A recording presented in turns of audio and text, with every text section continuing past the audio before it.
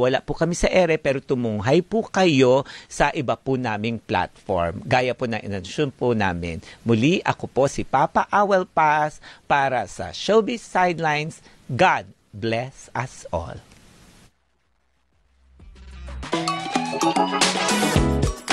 Showbiz Sidelines sa Teleradyo Serbisyo at Radyo 630. Vacation mode na ba ang lahat?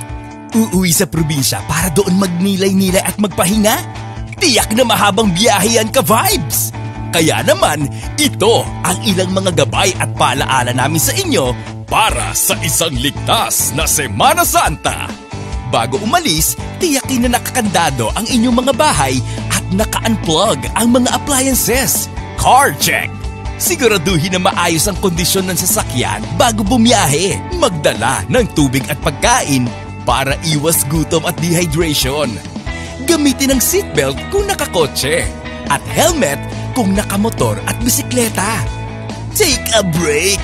Kung di kaya, inaantok o nakakaramdam ng pagod, huwag muna umariba para iwas disgrasya.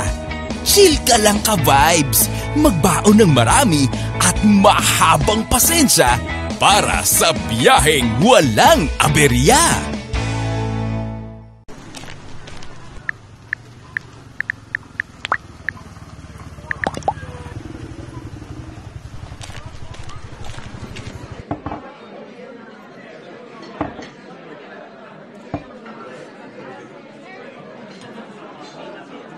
Two creamers at 2 sugars. Yan yung pinatimpla ko sa'yo, ah.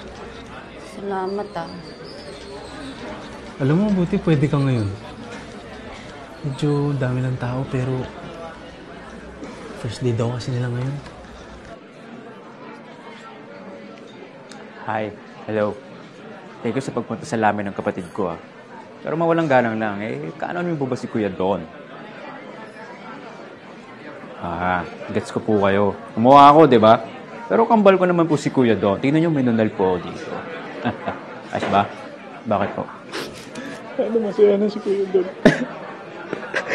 Yan din yung pangarap ko. Maging mapaya pa si Kuya Don. I'm so worried. Kuya Don. Kuya Don. Kuya Don. Bumalik ka na. Sana nga masaya si Kuya Don. Nagtataka ako kung nakasmile ba siya sa langit ngayon.